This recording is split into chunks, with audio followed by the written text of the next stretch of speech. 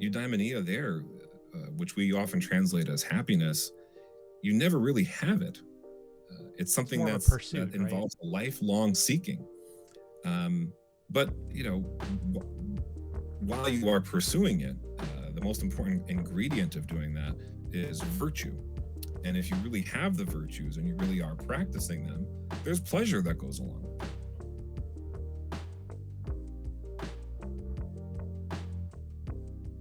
All right. Welcome, Dr. Joseph Forte, to the show. I'm very excited to speak with you today about purpose.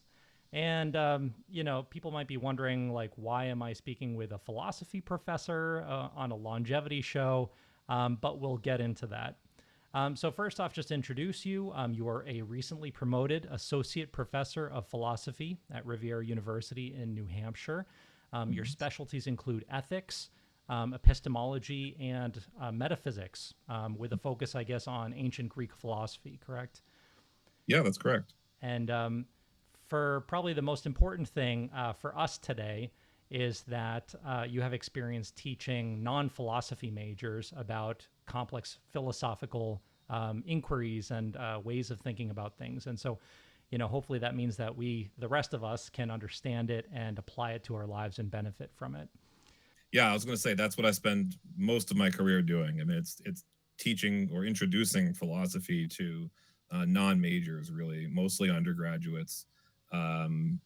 Actually, all undergraduates. So, yeah, that's kind of my specialty, I guess, in terms of That's why you're teaching. here.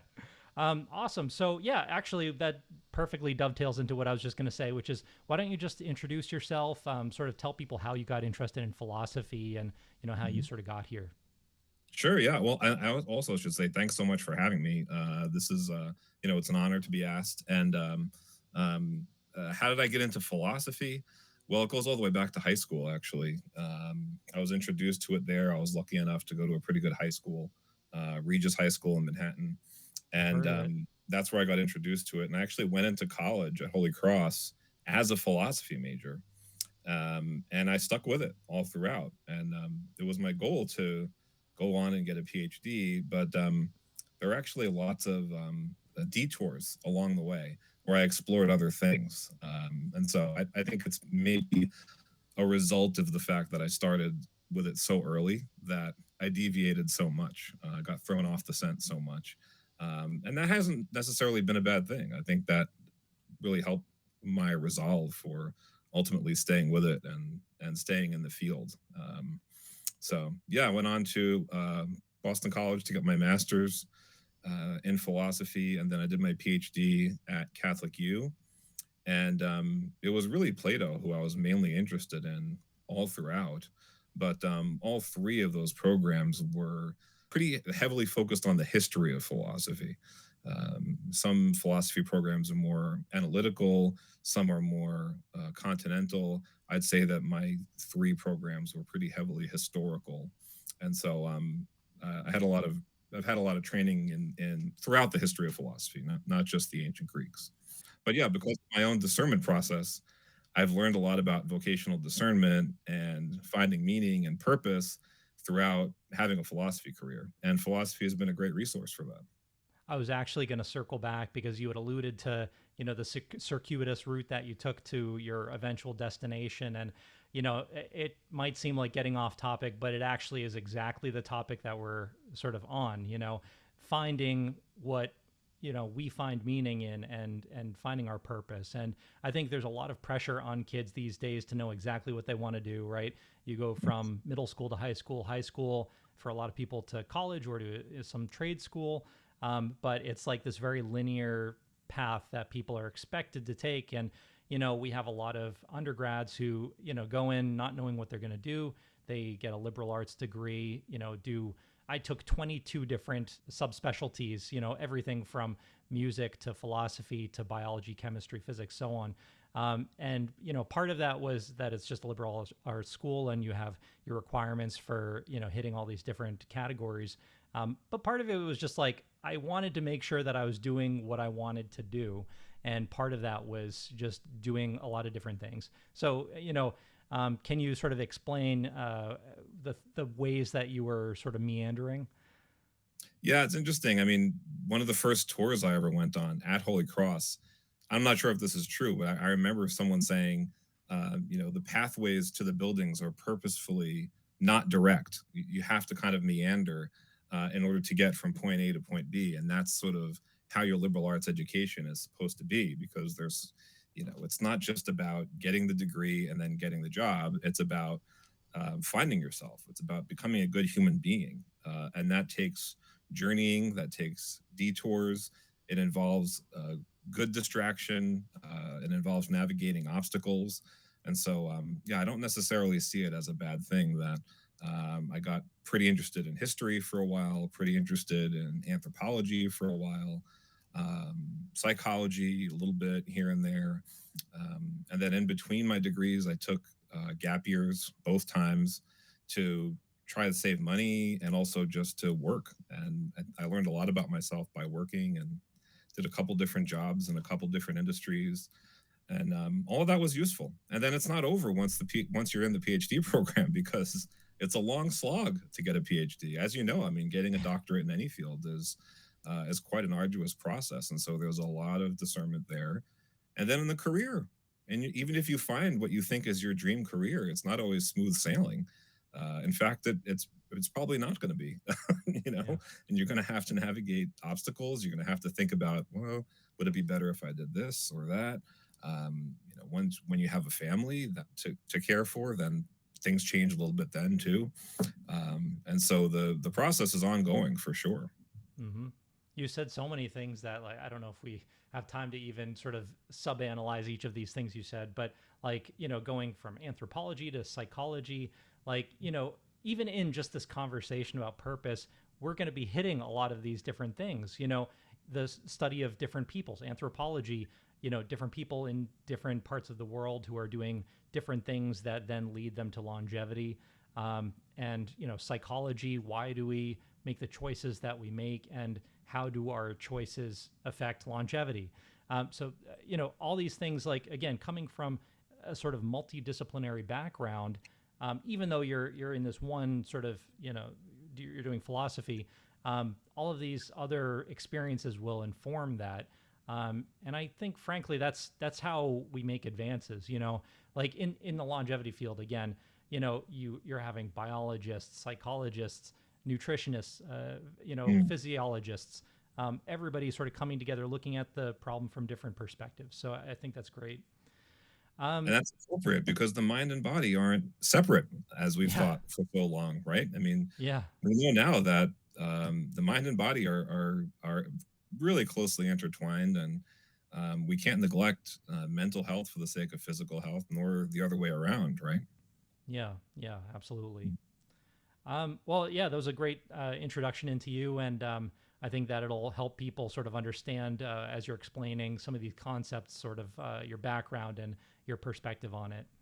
Um, so I guess, again, why purpose? Why are we talking about purpose? This is like a longevity show. Shouldn't I be talking about some medication that can add years to your life? Um, well, there is something that has been associated with about 7 to 8 years longer life and better life, and that is purpose. And some people might be surprised by that, but it's been very well studied. A number of studies have shown a benefit in across ethnicities and ages.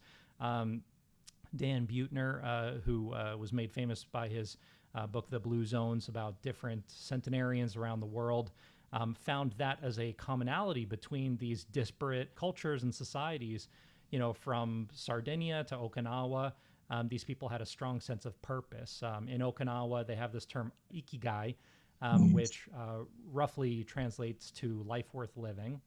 Mm. In Costa Rica, there's plan de vida, which is like life plan. Again, it's this sort of central idea that when they wake up in the morning, they know exactly why they're getting up, what their purpose is, what they need to do. And, they have that very strong sense. And, there were other studies, with like tens of thousands of people sometimes. There's one study from 2014 of over 7,000 people.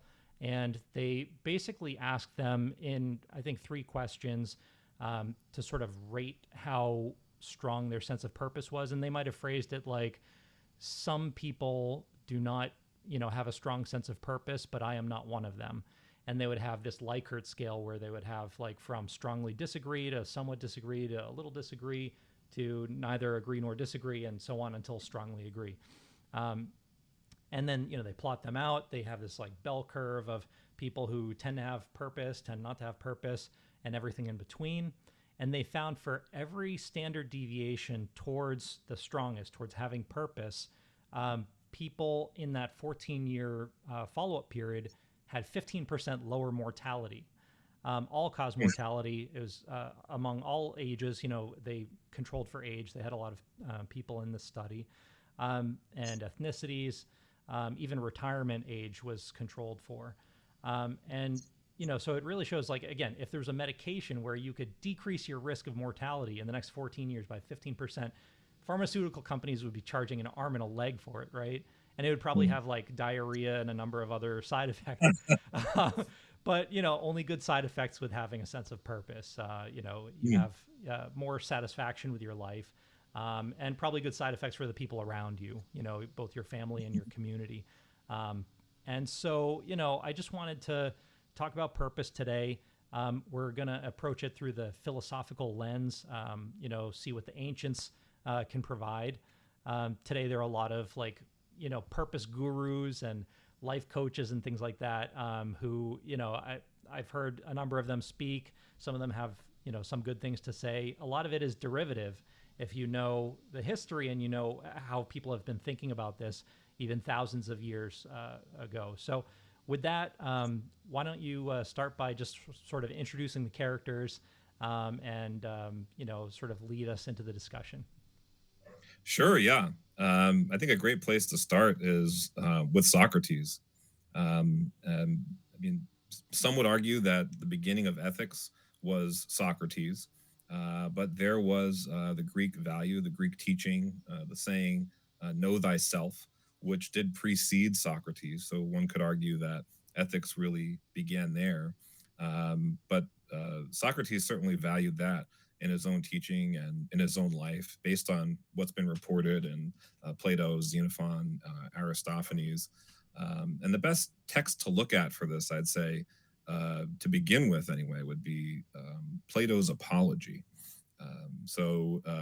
Apology is translated from the Greek apologia, which means explanation or defense.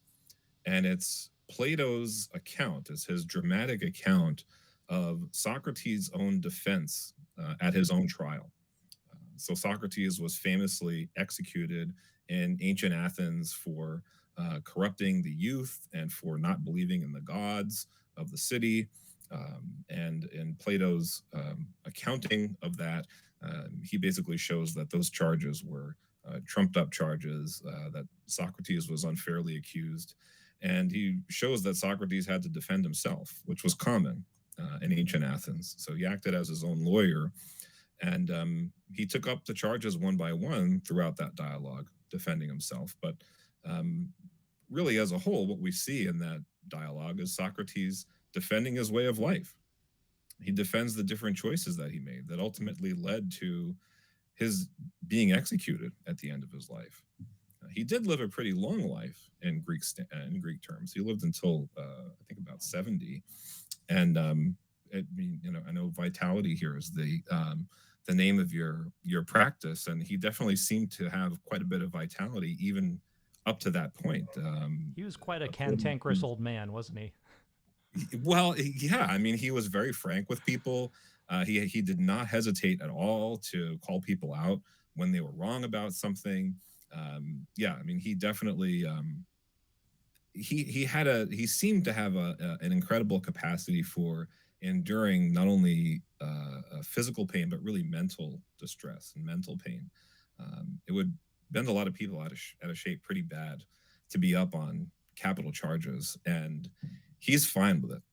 I mean, he's very At at least peace how with it, Plato tells according it. to Plato, Yeah. And even on his last day, which is portrayed in another dialogue, the Phaedo, um, Socrates is portrayed there as having a baby. His wife Xanthippe comes in to visit him in his cell, and she brings a baby with him. So he definitely seemed to be living with vitality, up until the end there. And he definitely had this incredible capacity for enduring whatever life was going to throw at him. And what we see in the apology is that um, that was largely because he was able to self-examine really well.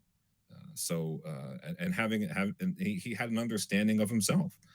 He says there in that account that he knows nothing, and that's the sense in which he is wise. That the only way that he will admit to being wise is that he knows of his own ignorance, basically.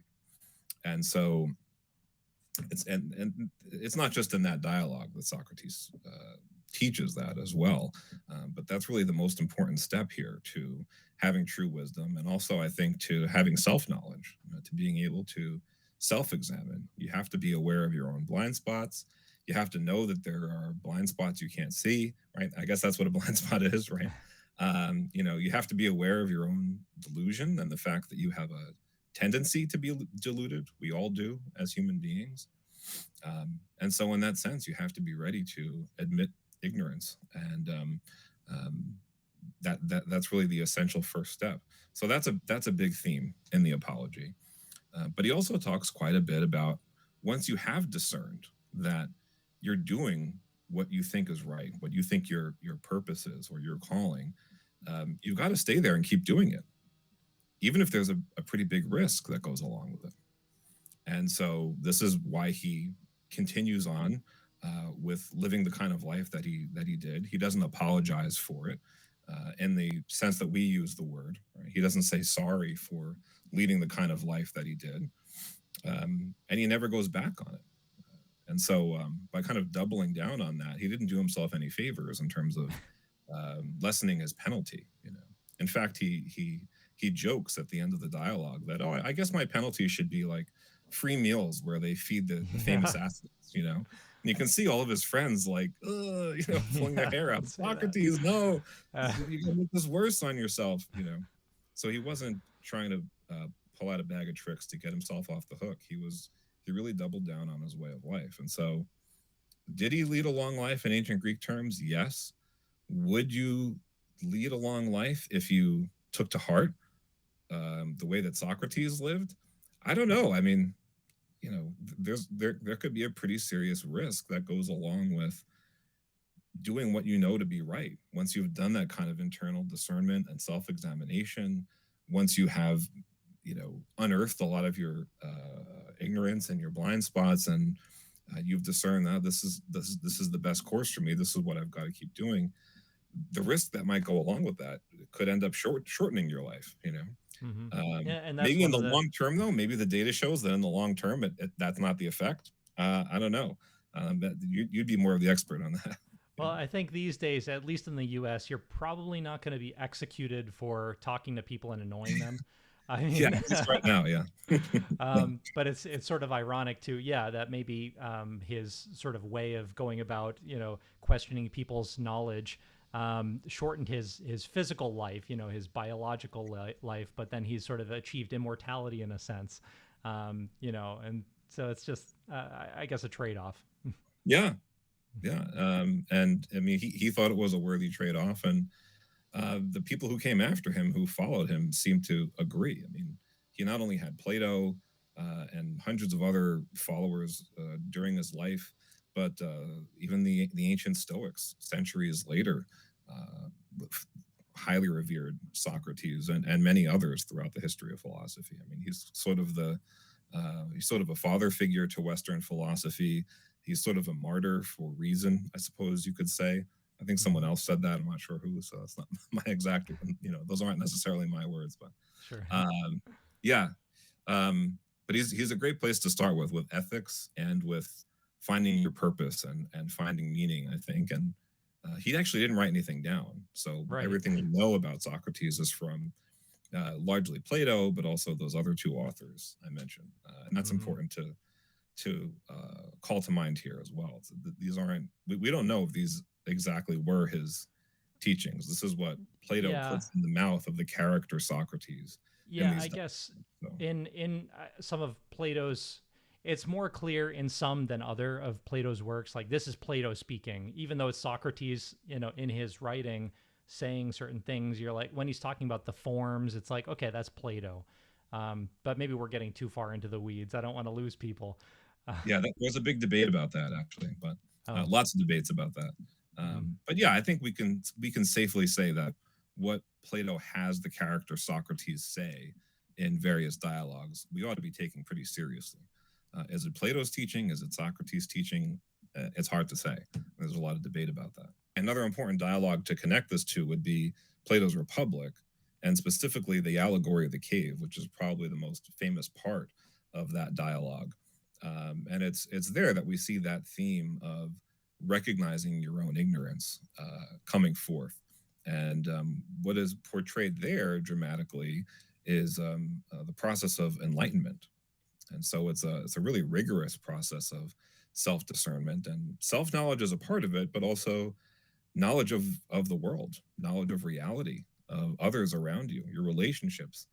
That all comes into play in that famous allegory of the cave. So, in the middle of the Republic, Socrates is trying to explain to the people there why certain people are best fit to rule and lead. And so he comes up with this dramatic account to explain that. This is what Plato has him say, and the idea is that there are all these people who have been living chained up in the darkest part of a cave for their entire lives. So it's obviously fictional. Um, we've got they've got their necks chained, their arms, their legs, so they can't even move around. All they can see is the back of the cave in front of them, and all they can see on that is a shadow show, kind of a puppet show made of shadows, uh, being created by people who are above and behind them somewhere. And there's a firelight. So there's a fire, and we've got these puppeteers moving different artifacts around and making sounds to go along with them. And that's what these people who are chained up in the cave think is reality.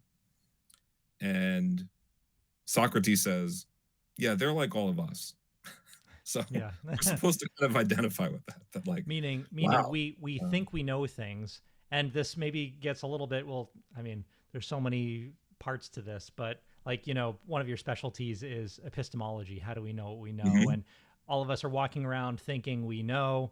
And that's no more evident than if you go on YouTube or other places where people are very vehemently defending their point of view. And it's like, almost, I said this in another show, but like almost like the stronger their opinion, the less they know about the topic. And Yeah. it's like you don't know what you don't know.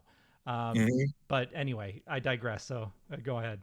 A great author on that, by the way, a modern author, I think, is Adam Grant. I'm not sure if you've read any of his work, but Mm. his book Rethink I thought was great. He describes Mount Stupid as Yes, where you exactly. are when you know just a little bit about a topic, and that's like somehow at that point you you think you know a lot, and you really know very very little. There's also the Dunning Kruger effect. I was just gonna Um, say, yep. and that's great to bring into dialogue with the allegory of the cave and with Plato's Apology too. I think, and I do that with my students too, and I do it in my textbook where I try to draw some connections with these philosophical texts. But yeah, I mean, somehow one of those prisoners is freed. We don't really know how, but it happens to them. And when they turn around and they get to see what's been making the shadows that they think are reality, they immediately want to retreat. They're frightened. They can't handle it. And I think we could all relate to that, right? I mean, if we suddenly get this revelation that everything we thought was true actually is not, or everything we thought was real is actually a fiction, we probably want to regress. We probably want to go back. It's like a baby being born, saying, maybe thinking like, "Put me back in, right? Yeah, Put me it's back in." cold out here. Right? They Uh, want the comfort of the womb, right? And so you've got to try to mimic that to calm them down.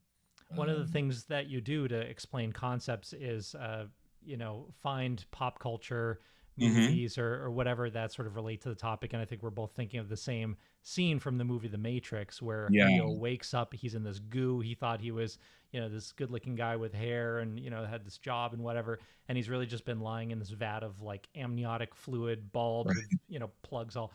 And so yeah, that's kind of the idea, right? Yeah, and before he becomes the one, before he's Keanu Reeves, the one Neo in that movie, when he first realizes what his reality has been, he's like vomiting. I mean, he can't handle it. It's revolting. So it's hard. Right? That process of coming to enlightenment, that process of realizing what we've been wrong about, being open to new things, being open to having your whole worldview shaken, it's not easy to do. And it requires guidance, according to the allegory of the cave. It requires having some kind of teacher or guide or mentor, someone who's there with you, helping you along. And then, eventually the whoever's leading or teaching this prisoner gets them turned around in the right direction and starts bringing them out of the cave, but they're like kicking and screaming almost. I mean, it's not an easy journey. It's like a really difficult hike. It's torturous, it's steep, and they really need the help of this mentor or this teacher to get them out. And I think it's a good image for education, for our own education. So yeah, I totally agree with all of that. Um, are we at the point where we can then take any of these metaphors of the cave or any of the teachings of Socrates or Plato and apply them to purpose, to teleology, finding our way? Right, yeah. So initially it's just getting out of the cave that is the purpose there, or the goal. But once they're out of the cave, this freed prisoner starts to realize that, wow, there's a whole new world out here, and they start to see real things, but they have to adjust. It takes them time to get used to seeing real things. So at first, they're just seeing images and reflections. They're seeing reflected light. So everything is in moonlight at first when they're in the realm outside of the cave. And it's only after some time that they're able to see in the full light of the sun. And the sun, in that account, is meant to be a metaphor for the form of the good, or the idea of the good. The good is meant to be basically the summit of the intellectual journey. It's the ultimate source of truth, the ultimate source of goodness. It's what makes all the other forms what they are. It really is actually what makes everything what it is. Nothing really is without the idea of the good. And so the purpose, the ultimate goal here is to behold the sun, which is a metaphor for the idea of the good, and to understand all things in relation to that. And so once the prisoner has gotten to that point, and they're no longer a prisoner now, they're free, they're enlightened, and they have this comprehensive understanding of all things. And so, yeah, there's a telos, there's a goal, right? The ancient Greek word telos. So this is teleological, but it's not like it just ends at this pinpoint that is the sun, or the idea of the good. Once you get there, a whole world is opened up. You start making all these connections. And according to that account, that enlightened person doesn't even get to enjoy it. They need to be compelled to go back down and start helping others. And I think this connects with the notion of eudaimonia, or what we could call flourishing or joy, where even if you found your purpose and you feel very enlightened, it's not necessarily going to be easy. There's still going to be this journey. It's still going to be, you're going to know what you're doing. You'll have a better sense of purpose. You'll have more confidence, but there's still going to be obstacles. There are still going to be problems that we face. Just like the prisoner, when they go back into the cave, trying to tell people that everything they once thought is true is actually false. It's a threat to their life. Those people will try to kill them, you know, and it's very challenging for them to connect with those people when they try to do that. So it doesn't become easy. Yeah. Yeah, right. It's a process and a struggle Yeah. at times. Just going back to the concept of eudaimonia, and you sort of roughly, there's some different translations. Joy, some people it's like Mhm. happiness, but not in the temporary sense of like it's my birthday and I got what I wanted. It's more of a profound like this is what I'm supposed to be doing, and that type of profundity transcends these sort of temporary transient feelings that we have, happy, sad, whatever. It's this like solid contentment of being in the right place, doing the right thing, right? Yeah, I think there contentment is a word that could be accurate for describing it, but there's a lot of seeking involved. There's a lot of striving. I mean, you never really are settled, at least according to the allegory of the cave. According to the apology, too, right? Socrates is fighting the good fight right up until the end, and that he's killed for it. And Aristotle has a lot to say about this. So Aristotle's probably well, definitely Plato's most famous student. He famously wrote a great deal about eudaimonia. His most authoritative text on this is Nicomachean Ethics, which he named either after his son or his father, both of whom were named Nicomachus. But that's one of the most authoritative texts in ethics. And eudaimonia there, which we often translate as happiness, you never really have it. It's It's something more of a that pursuit, right? involves a lifelong seeking. But while you are pursuing it, the most important ingredient of doing that is virtue. And if you really have the virtues and you really are practicing them, there's pleasure that goes along with that. You're feeling in the groove, you feel in the zone, you feel good doing what you know to be right. Is that the same as like a base physical pleasure? Not really. So, what are some of these virtues that Aristotle talks about? Yeah, so the four cardinal virtues, which go back to Socrates and Plato, and which Aristotle has a lot to say about, are moderation, or which we could also call temperance, courage, justice, and wisdom. And moderation, courage, and justice are normally categorized as virtues of character, whereas wisdom is an intellectual virtue. And in Plato's Republic, it seems like wisdom and justice are probably the most important. But moderation and courage definitely play an important role. But in Aristotle's Ethics, yeah, there's a lot to say. He has a lot to say there about moderation, which is basically hitting it. All of them are involved hitting a kind of sweet spot or a mean between excess and deficiency. So doing things just the right way, um, but not just doing that once, um, doing that over and over again, habitually. And once you get into the habit of hitting that sweet spot, then it starts to feel good. And that actually applies to all those virtues, according to Aristotle. So, is the pursuit of virtue or purpose really a pursuit of being in that sweet spot, hitting those virtues, getting that moderation right, and just doing that every day, and then and only then you will be sort of happy in a eudaimonic sense? well, yeah, I mean, he begins in the ethics by saying, well, happiness is too hard to achieve, according to Plato. You have to be so wise, and there are only so few who can achieve it. I want it to be attainable for even the craftsman, right? He wants it to be more widely attainable, so you don't have to be some sort of special enlightened individual to really have eudaimonia or true happiness. But as the ethics goes on, as Nicomachean Ethics goes on, it becomes clear that in order to really be called a virtuous person, you really have to have all the virtues, which means hitting that sweet spot pretty regularly in all the different areas of your life, which I think is pretty hard. I don't know. Yeah. I mean, uh, with some of those virtues, I think, I'm pretty good most of the time, but I can definitely mention some areas of my life where pretty hit or miss. Maybe I'm 50-50, maybe 60% of the time I'm succeeding, and Aristotle would call that continent or maybe even incontinent. And Not I in the think a lot medical of, sense, but yeah, yeah, in the medical field that means something totally different. Yeah. uh, here it means weak-willed. It has Mhm. nothing to do with your Urinary control. bowels or anything. Yeah. So there's a debate about that, I think, too, right?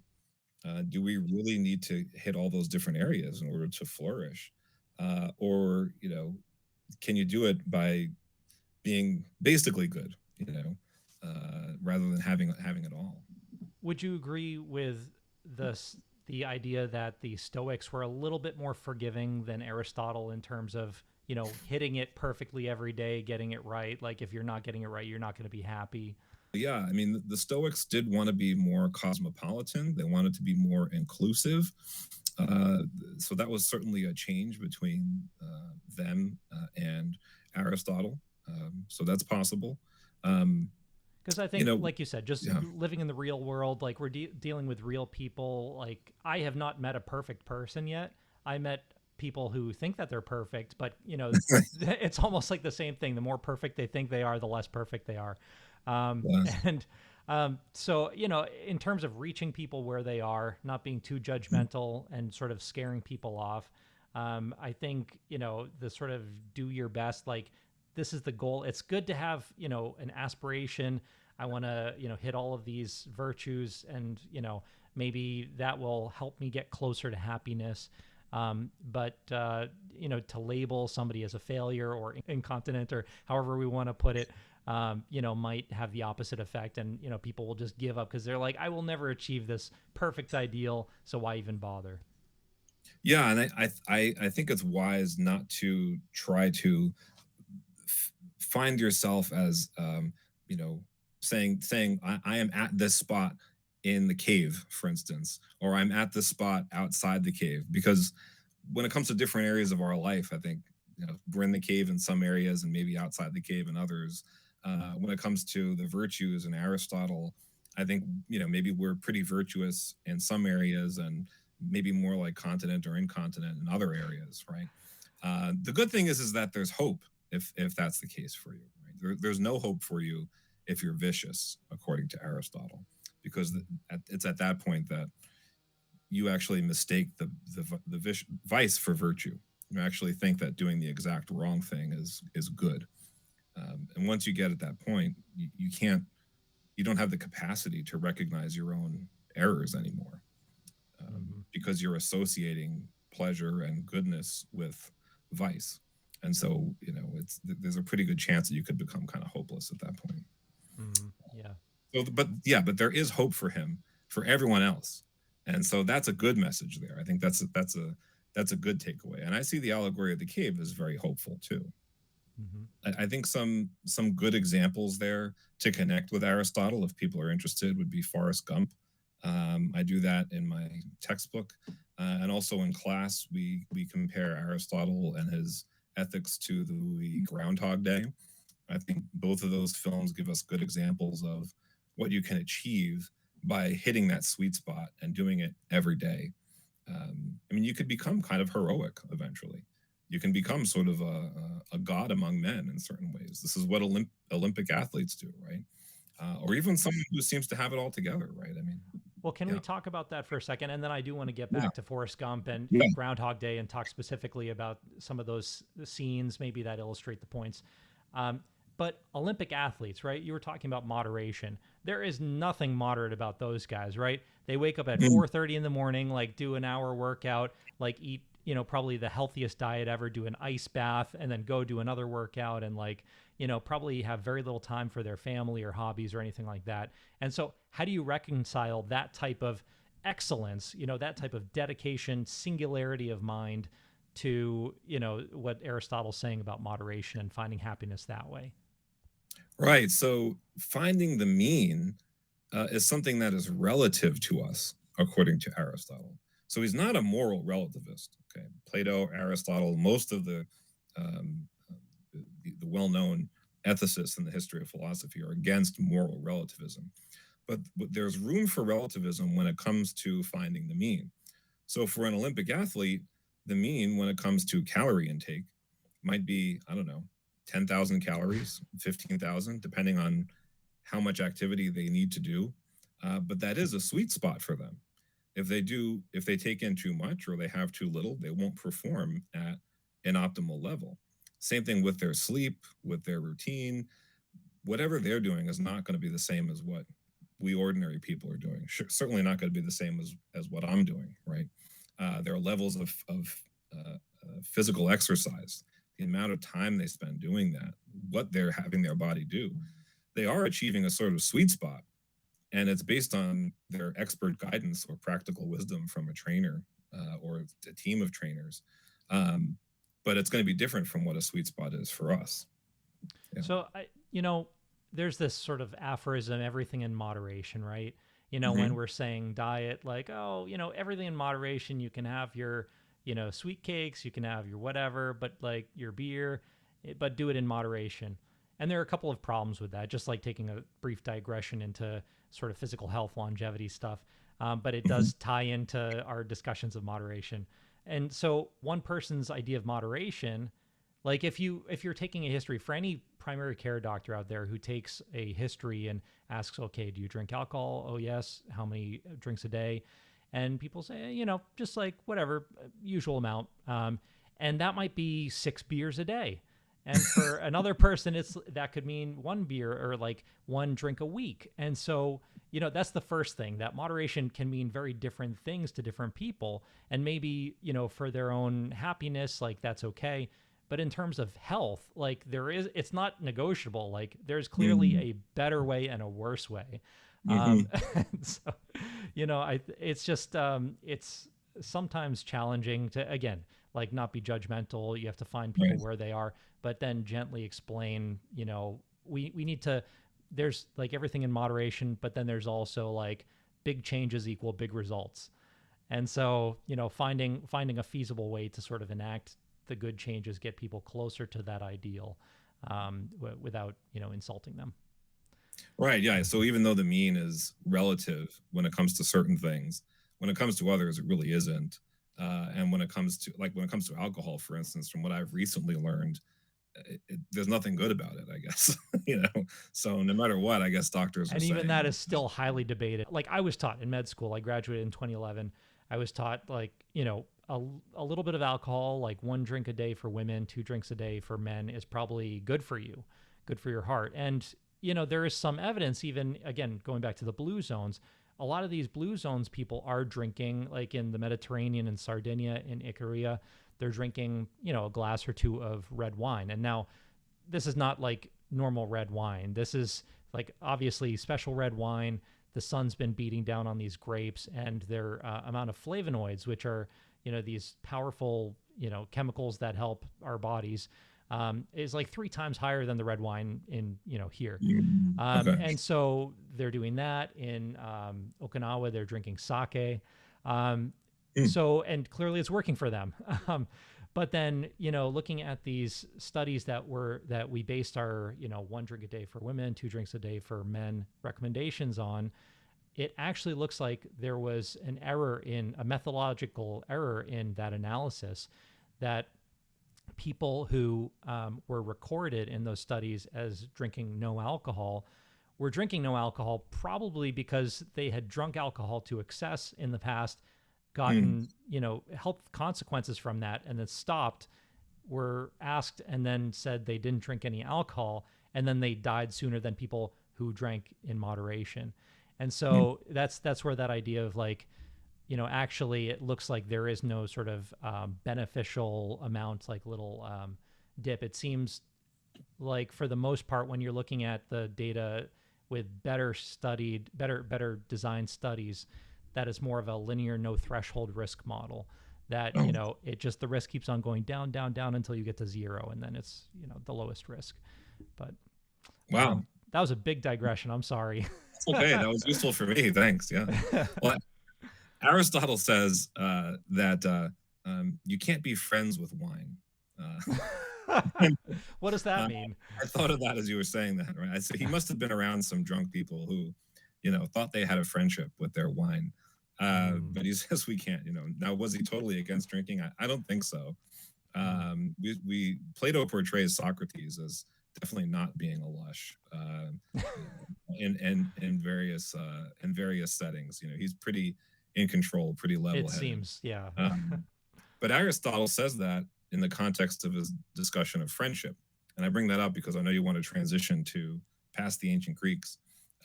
So Aristotle has a lot to say about friendship. And I think what he means by that really is our relationships. And based on the little I know about the blue zones, relationships, living in community, having people who you share your life with has been attributed to longevity. You can correct me on that or add to it. But No, for you're Aristotle, it's absolutely correct. absolutely crucial. I mean, it's the best way actually of having the virtue of justice. It's by having good friendships, and not necessarily a lot of them, just high quality friendships, people who you share your life with, who you've done some discerning about, right? You're not just kind of attaching yourself to anyone who happens to be around. You're not just kind of collecting large groups of people who are your people. I mean, there's a discernment process involved there. If a relationship doesn't seem to be good, it's okay for that relationship to end, according to Aristotle's account of this.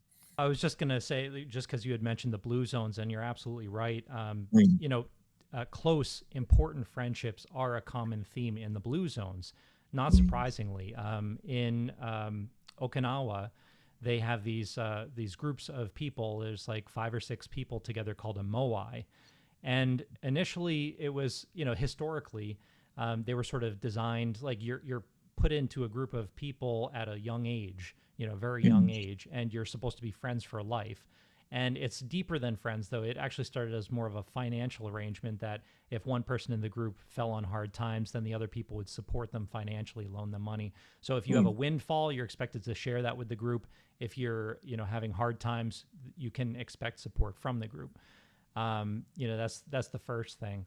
And then the other thing is that studies have shown that we tend to adopt the sort of behaviors and characteristics of our friends in a number of different ways. So if your 3 closest friends are all smokers, you're way more likely to be a smoker.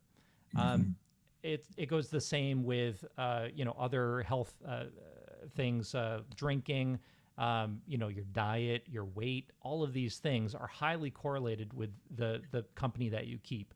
And so, Mm. one of the things that we do, we assess people's social structure. How are things with the family? How are things, with your friends? We ask characteristics about the friends. Not just do you drink, do you smoke, but do your friends drink, do your friends smoke, and try to get a sense of, all of the factors that sort of affect their behavior, so that we can Mm. have an idea of, what we're up against and the interventions that, might fix it. And we're not going to say like get rid of all your friends and like make new friends, but it's like, okay, think about your all of your friends, and like, are there friends whose, health behaviors you would more like to model yourself off of, and maybe start hanging out with them more, like nudge them into that direction. But yeah, you're Yeah. totally right. Ideally, you want long-term friendships or relationships that contribute to your own virtue, where you and the other person are making each other better people. And those friendships take a long time to develop, according to Aristotle, but they also could last a lifetime. And it's an essential ingredient in flourishing. I mean, you can't do it alone. We are political animals, he says. Meaning we're social creatures. So we've got to do this in community. And when I talk to my students about vocational discernment, which I've got a mini grant right now through NetView. It's the Network for Vocation and Undergraduate Education. I'm really working on building it into one of my ethics courses more deliberately and more emphatically. When I talk about that vocational discernment, it's more than just a career choice that we're talking about here. It's more than just, what's my job going to be when I graduate. I mean, that's a big decision. That's important, of course. Your choice of major, your choice of minor, those are very important too, right? That's part of your discernment process.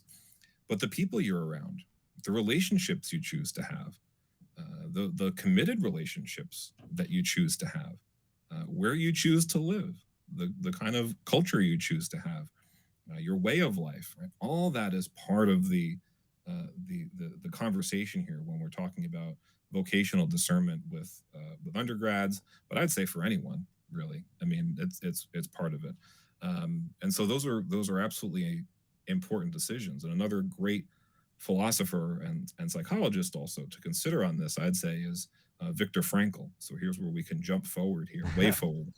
Nice. Uh, so he's probably best known as a psychologist. I consider him to be a philosopher too, inventor of logotherapy. It's a form of therapy where the client or the patient, I suppose, is counseled on finding purpose and finding meaning, and that's the focus of the sessions. And um, the book I've read by him, where he discusses this, is Man's Search for Meaning, which is an autobiographical account of his time in Auschwitz.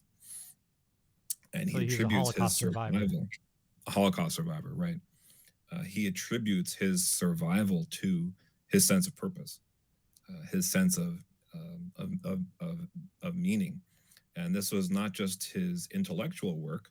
He definitely was passionate about logotherapy, which he had already invented before he was taken prisoner in the Holocaust in Auschwitz. Um, and so he was passionate about continuing that work. And he actually wrote on scraps of paper. He had a lot of his work just in his mind. Even in those conditions, he was able to keep that going, and that he says that kind of kept him going.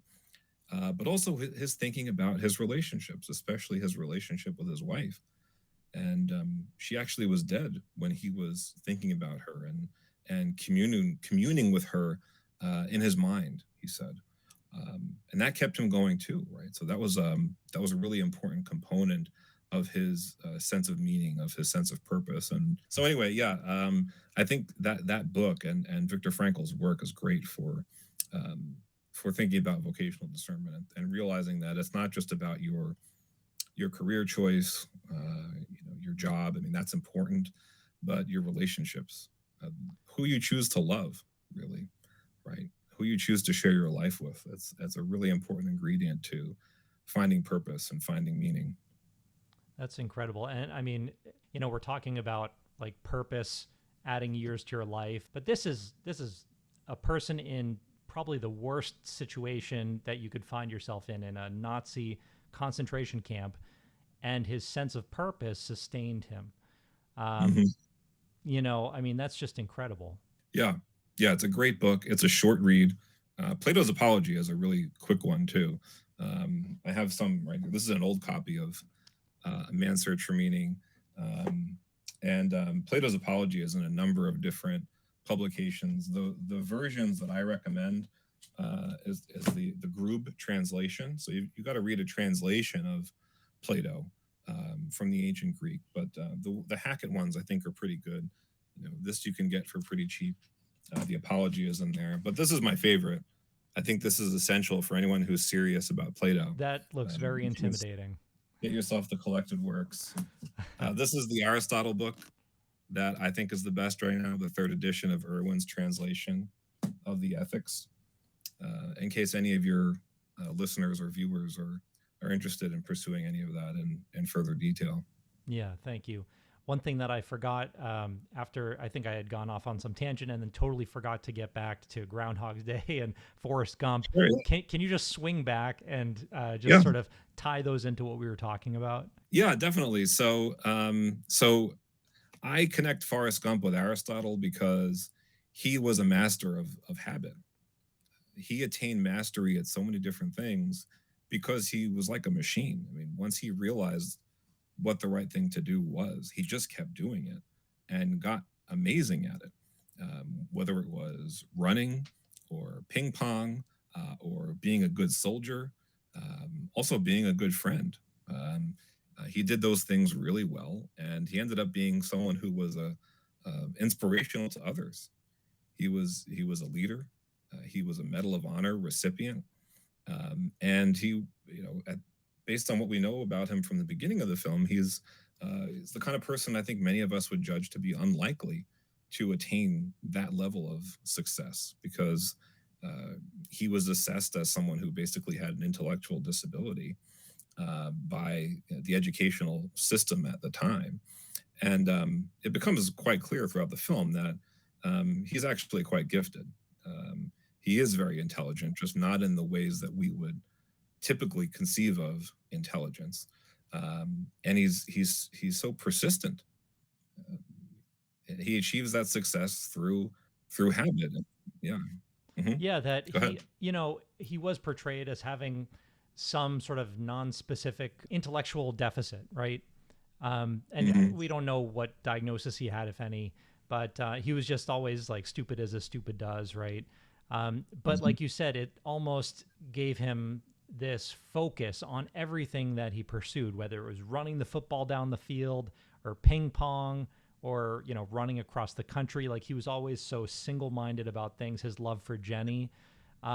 Are there things that we can sort of learn from him, or do we all have to have that intellectual deficit to then be able to pursue things so single-mindedly or be so, you know, happy or content in that pursuit? Yeah, so what Forrest did really well, in addition to finding the mean and hitting it and doing it habitually, was finding his strengths and building on those. Right. So we realized that he had an affinity for running, that he was a good runner. He can run fast. And he built on that.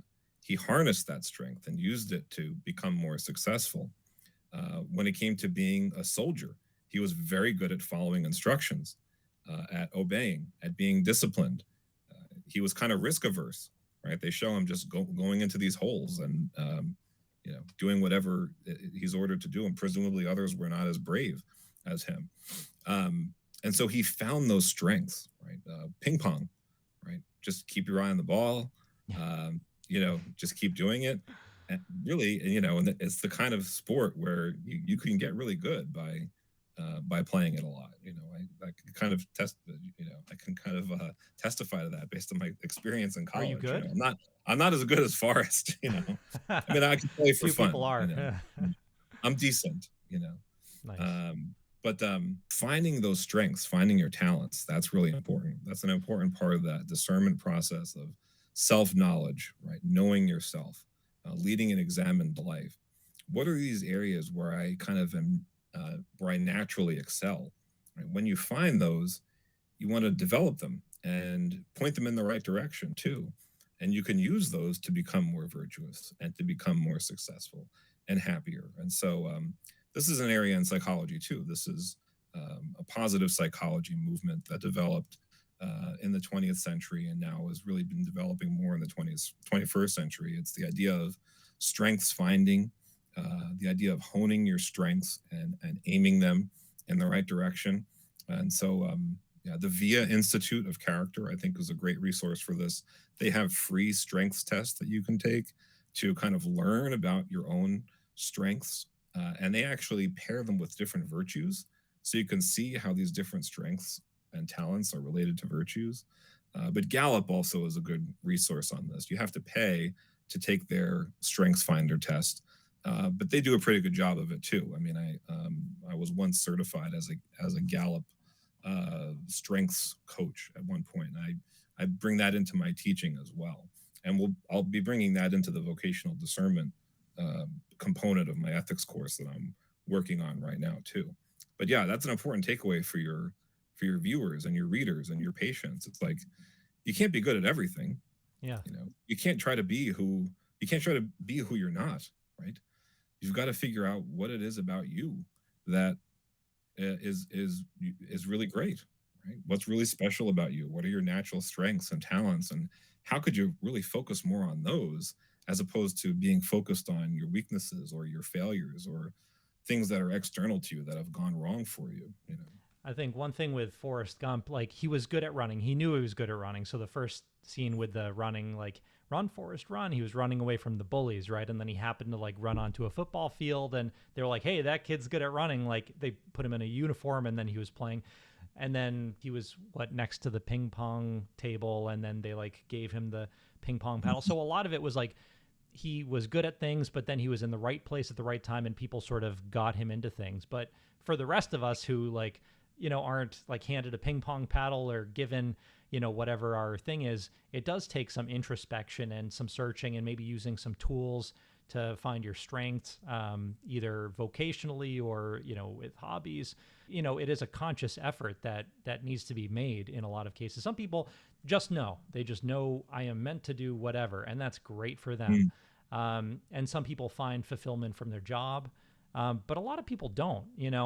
I assume you're one of the people, like, you seem very passionate about philosophy and history, and teaching, and you do all of those things, and it probably brings you satisfaction with your life and a sense of maybe eudaimonia.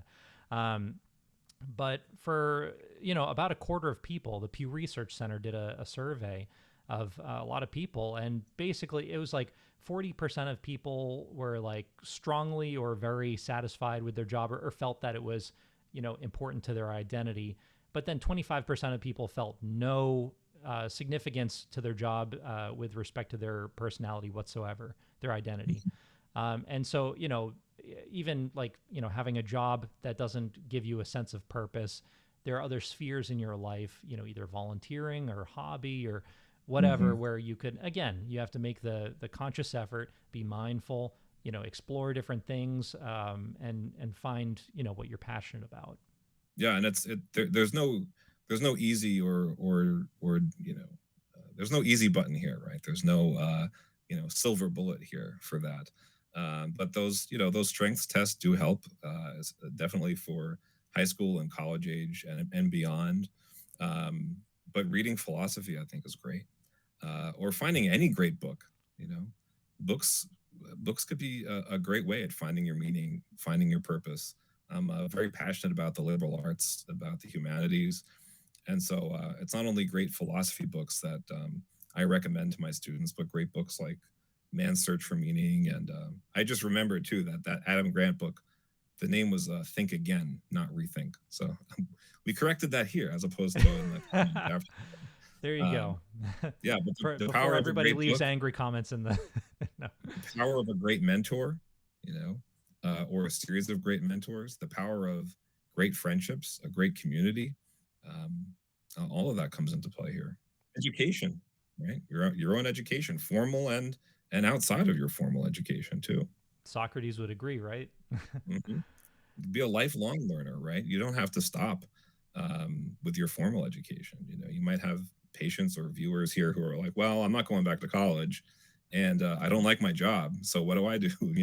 This is all relevant to them too, because you can be a lifelong learner. You don't have to be enrolled in a college or university to keep learning, to keep searching.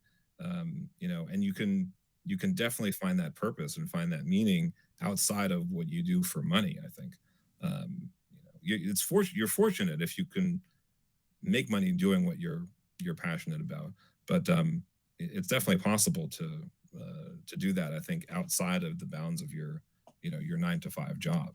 It's Hmm. That's hard for me to speak to though. Yeah. On sort of lifelong learning, I mean, it's sort of like a tale of two cities. Like, it's the easiest time and it's the worst of times to Mm, do sort of self-directed learning, right? In some ways, like, always there's been a free public library for most Americans available, um, but now we have YouTube, we have podcasts, we have all sorts of things. um, mhm. we have newspaper, online articles, but then we have a lot of misinformation. And I almost feel like we should do a whole episode on epistemology, and how do we know the things we know, Mm, and all of that stuff, misinformation, truth and truthiness. I yeah. think that would be really fun. And unfortunately, there are a lot of people, like in my sphere, who, it's like, what do you think about this supplement? What do you think about this wearable device? Mm, Like, what do you think about all of these things? And it's like, these are very interesting, maybe, but they're unproven. And some guy's opinion that you read online doesn't equal well-designed study, mm. and so sort of what people believe and what people know, can be very very different from reality sometimes. Yeah. Yeah, so learning involves you could learn from I mean, you could learn from seeing your physicians regularly, right? I mean, I know I do. But you could also learn from like taking in the content that we take in a thoughtful way, right?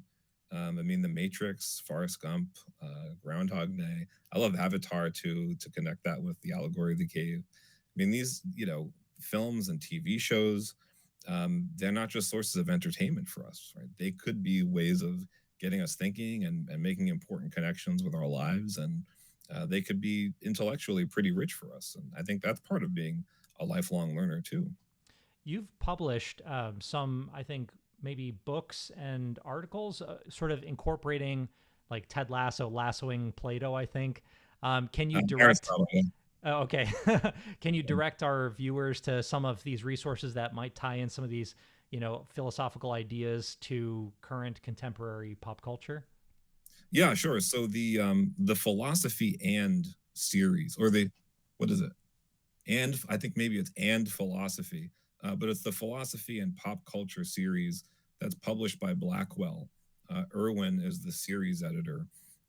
That's great. I mean, they have like The Simpsons and philosophy, Seinfeld and philosophy, The Good Place and philosophy, Avatar and philosophy.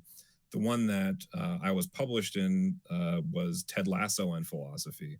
So I had a chapter on lassoing Aristotle, and it was about strengths and virtues and Ted Lasso and Aristotle's Ethics. But also my textbook, that's it's all about introducing students to ethics by means of pop culture connections, because we only learn what we can see as relevant to us and what we kind of enjoy learning too, right? I mean, there needs to be some pleasure that goes along with it. You need to see the relevance, and so you got to bring it into people's lives here and now, I think. And it's definitely possible to do that with these ancient texts. I think Um, that's such a good point. Like these are not new things. They've been around for thousands of years.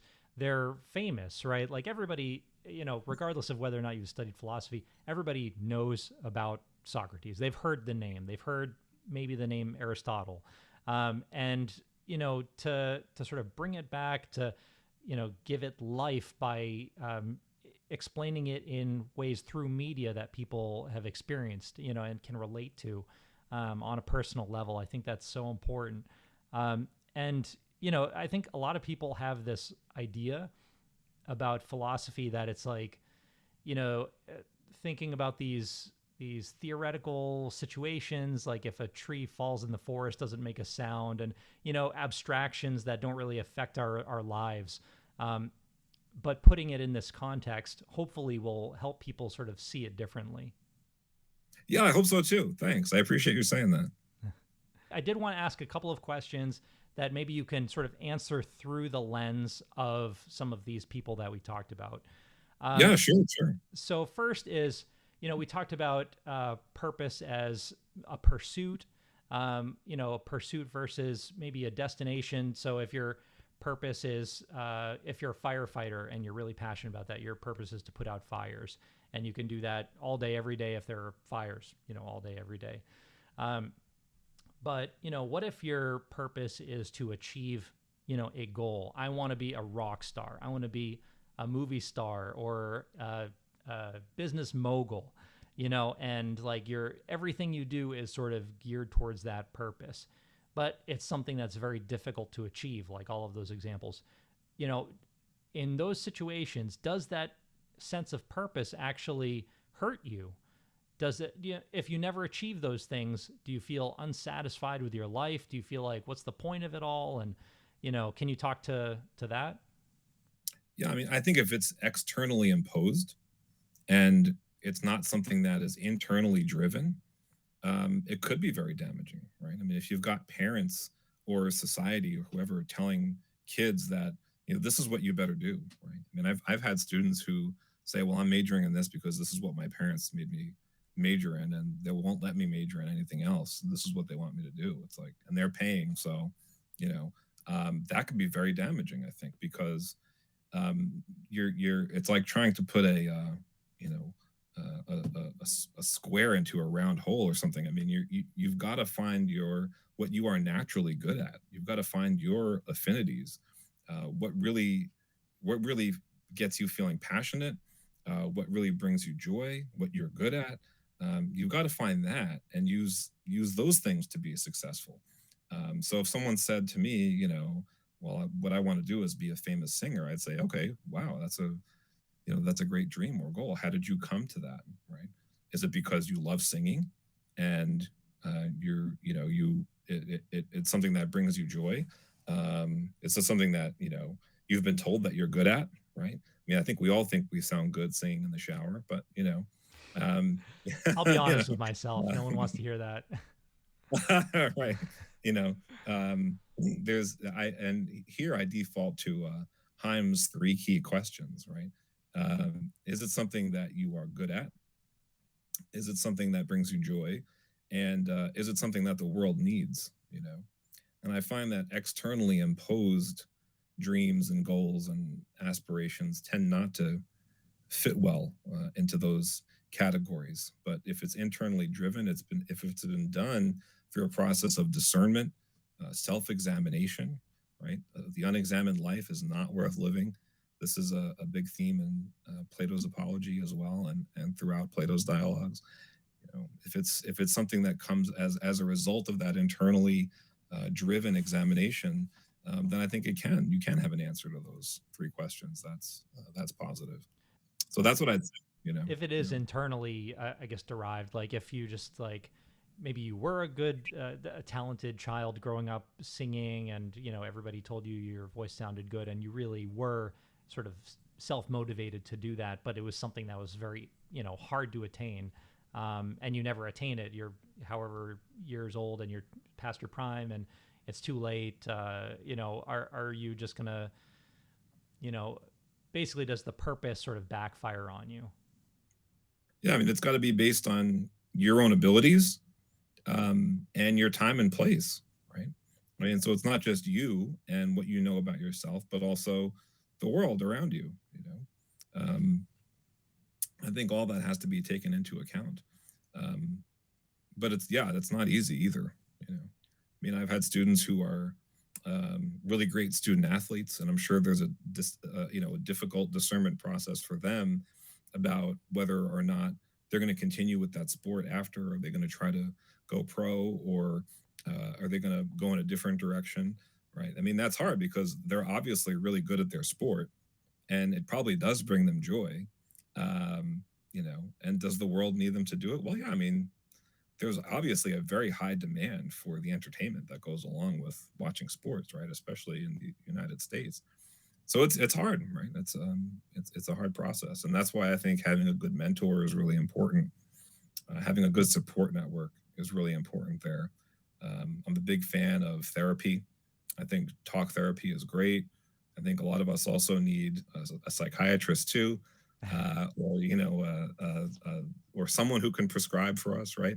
Well, all that is part of that learning about yourself, and achieving your purpose, and living in a way that is full of vitality, right? Hey, there you go. There we go, brought it back. Nice. One other question.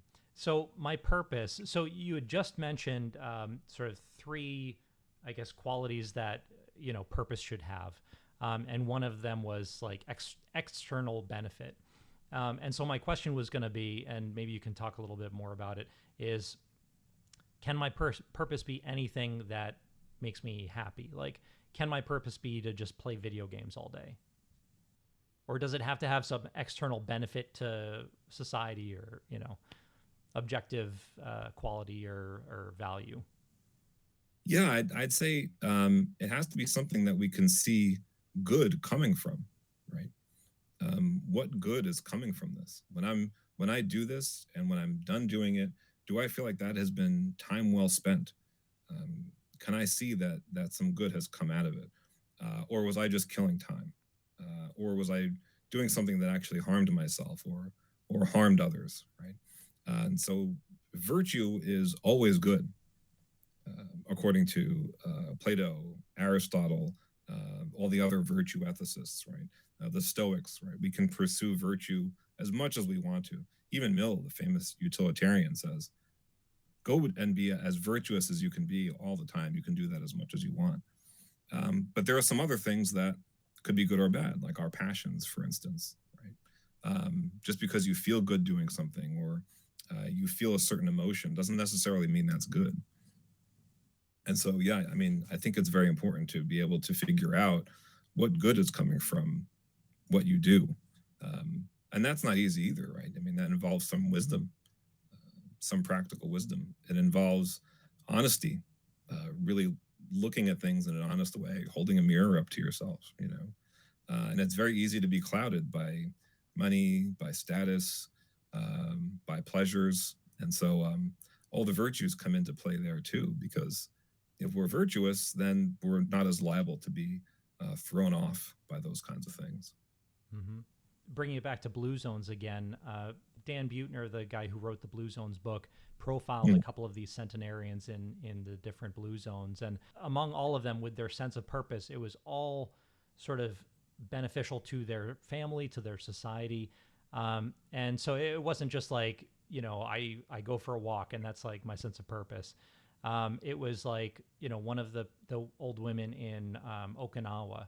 She was the town's like spiritual sort of head leader, and so she felt the sense of purpose. She actually sort of felt a responsibility for the health of the people in her town, that if she wasn't paying, enough attention to the moon, that, bad things could happen. And so, she was Mm, there for people to talk to her and, get advice from her, but also to, do other, I guess, maybe sort of semi-mystical things that, she felt were important to the town. And, other mm, people, in some blue zones, again in Okinawa, like there's no word for retirement, and so they mm, would go from like whatever job they were doing in Sardinia, in the Mediterranean. They might have been a shepherd for decades, but then when that's too physically demanding, then they sort of, instead of retiring, like transition to another role where they might be, instead of doing the manual labor, like advising the leadership of the town. And mm, so, and that would be beneficial for, again, the people around them. And the people around them sort of valued them as a sort of a keeper of the living history of the town, you know. And so they could provide a value, they felt valued. And so it was sort of a reciprocal, beneficial arrangement. And that sense of purpose was very profound. So, mm. yeah, so I just like when people are out there searching for their sense of purpose, like maybe, give some thought to how is this going to benefit people around me? How are they going to then sort of think about me, and how will that affect our relationship? So, again, getting back to the relationships, quality relationships, how important that is.